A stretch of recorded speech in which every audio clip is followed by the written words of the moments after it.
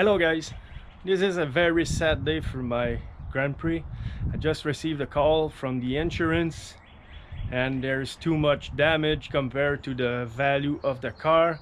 They evaluate the car at $5,000 or $5,500 and the amount of damage is $6.3 thousand, so they gonna send it to the scrap yard.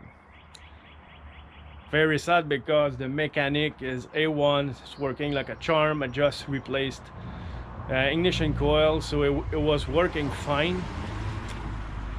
So today what we'll do before returning, before the insurance come and take it, I will remove my backup camera and the audio system I put on it with the Pack 5 GM adapter for the GM, and I will obviously restore the original tune and release the license, because if I don't, my Diablo Sports and Tune will be good for the garbage, and since I want to keep it, I will release the license so I will be able to use it for another vehicle. So let's jump on it right away. So the first step is to connect the OBD2 port and connect the other end of the cable into my Diablo in tune.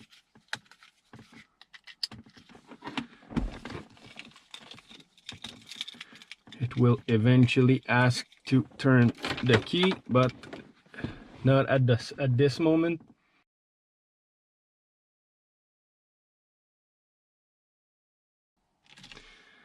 We want to scan, not to scan it, sorry, but to tune it. So, restore vehicle. It's what I want to do. I want to restore the original tool of the vehicle, or the factory tune, which is stuck in the machine. So restore vehicle. Now I need to put the key on position.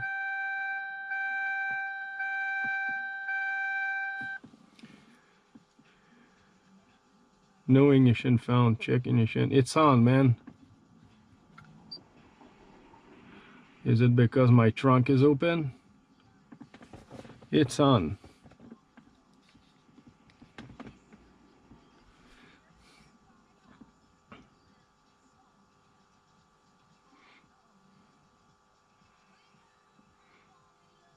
Restore back up the vehicle and release the license. It's what we want. Oh, I want to do. So yes, check mark.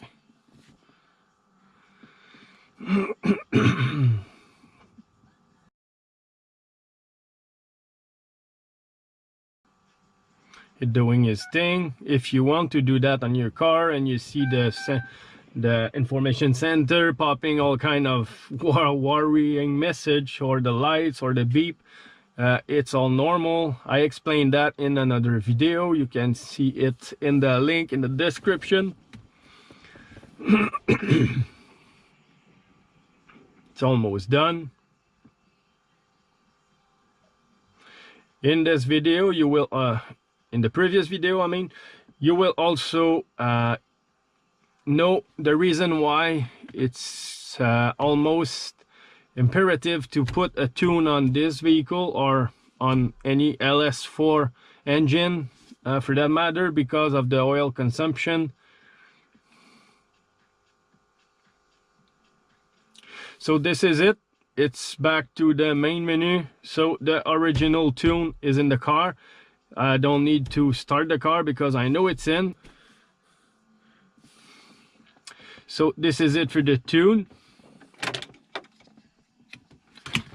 Now my machine is released. I can use it on another vehicle. Now it's time to remove the radio and the backup camera. We will start by opening the dash, but I will fetch my tool and we'll start it right away. So to open this thing, it's very simple. You just need to pull on it.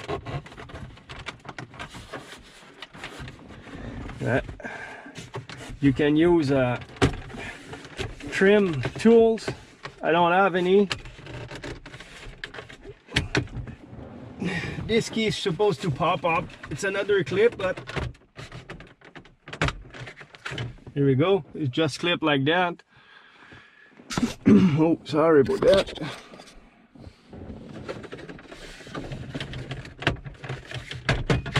We need to disconnect the information center.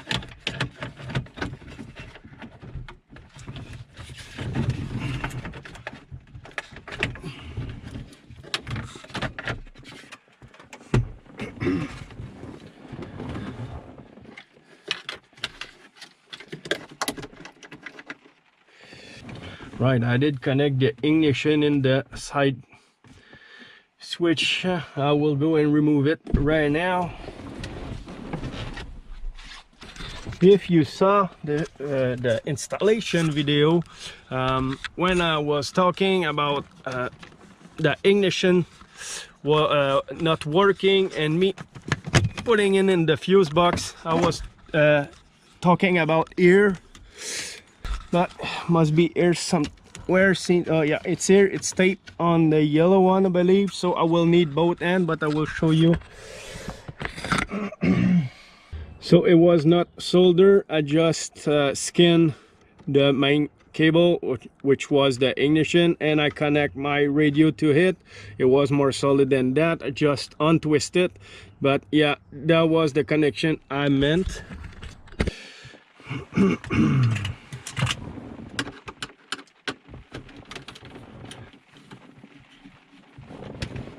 So I have disconnect my ground. I have disconnect the ignition wire. Here I've disconnect the microphone and the handbrake or the parking brake wire. Now I'm ready to move on with the radio.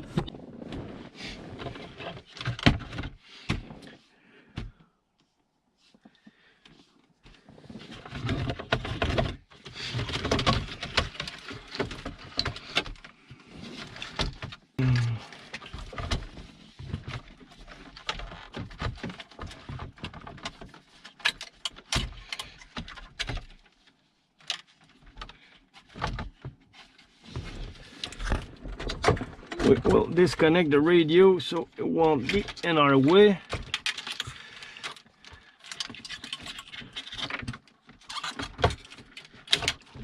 There we go.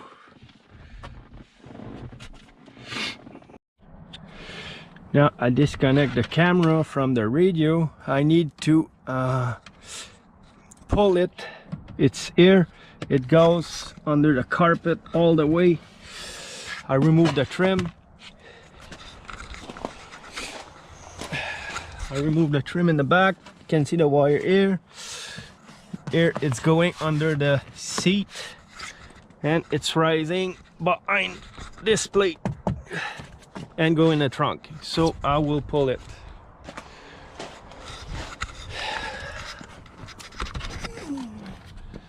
I'll try to pull it. I mean,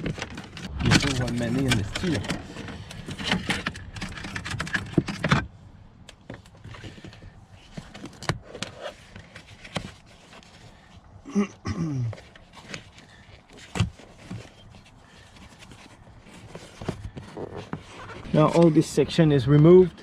Need to go and pull from the back. We're now in the trunk, sorry. So I need to disconnect the camera. My backup camera is here. So I already removed 2 clips so I can take out the wires.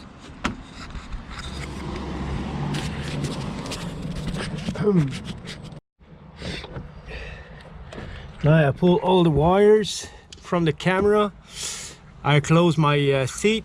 I put back the trim. So now I need to remove the wire from the trunk lid and remove the camera.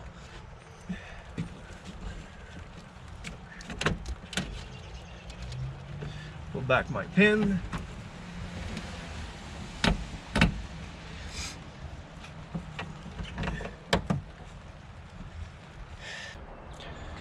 So guys, I removed the camera and the signal wire that going to the radio. And I blocked the hole with some silicone so there's no water or nothing that go in there, because this is the backup light, but it's also the light for the license plate. So this is it for it. Now I'm going to go inside and remove the Pack 5 GM adapter. So now I need to remove all these things. I have the factory unit here. This is the extension for the antenna. That's a good thing when you replace a head unit, to always keep the original one. So if anything happen, you decide to sell the car or anything happen, you still can reinstall the factory unit and keep your good aftermarket unit for another vehicle, so you're not stuck with a hole in the middle of the dash, and the second owner or whatever what happened will still have a functional radio. But now I will just disconnect all of it. Not here.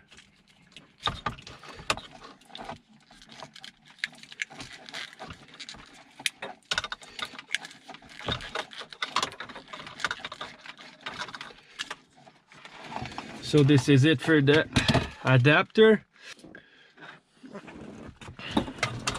So as you can see, it's way easier and faster to reinstall the factory unit than install aftermarket. I just have the antenna to connect and both connection of the car, and it's a done deal.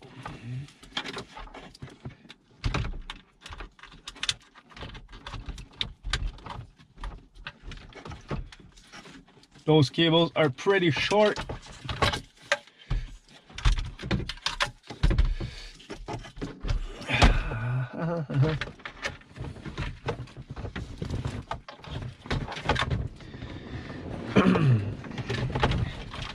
Would be easier if I put the car on manual, but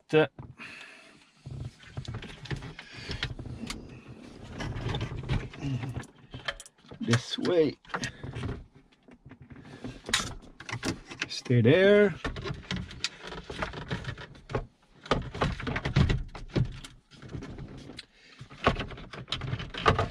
So I will screw it right away.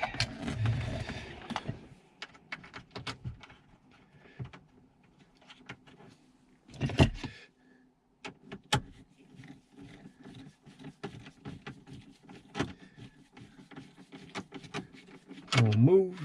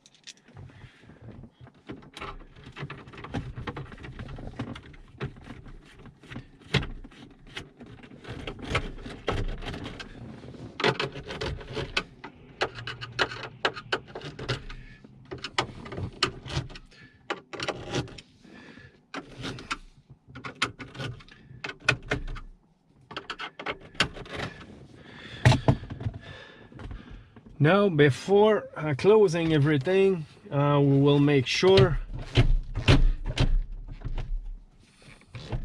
the head unit is working properly. It's supposed to, but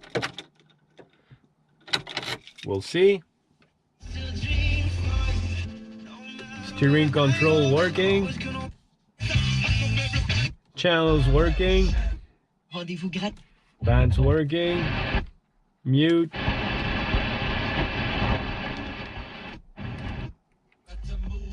So it's working. And this, so everything's working well. Ready to put the trim back. Don't forget to connect the center, the information center.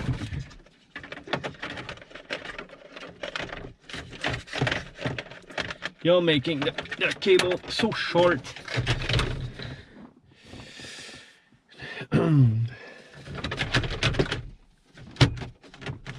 And to install it back, just push like it doesn't want to go in. Yeah, there we go.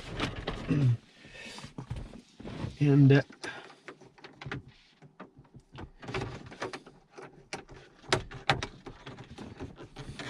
here we go. I'm back with the factory unit. So this is how you put it back. So, and as you saw, it's way easier to reinstall the factory unit than install an aftermarket one. So this is it, guys. The rear camera is removed, as well as my license plate. I removed the radio. I will install it in my F-150. So I installed back the factory head unit. The towing is supposed to be here soon to pick it up. And for those who don't know why I'm getting rid of my Grand Prix, I'm actually not getting rid of it. I had a bad luck. My temporary shelter fell on it 1 month ago, and considering the amount of damage, the insurance have declared my car totaled, because the amount of damage is greater than the value of the car, which I'm very sad about that, because I love that car. Basically it's because the availability of the parts. The evaluator said they need to replace this pillar, and they also need to replace part of the roof and part of the side of the car. And the part, since the last Grand Prix product was in 2008, the parts are hard to find, they're expensive, reason why I got about $6,500 in repair on the car, and the value of the car is just $5,300. so they are declaring it totaled. I will receive a check of the value of the car, so I'm not losing everything, but I'm very sad, because for me that car worth way more than $5,000.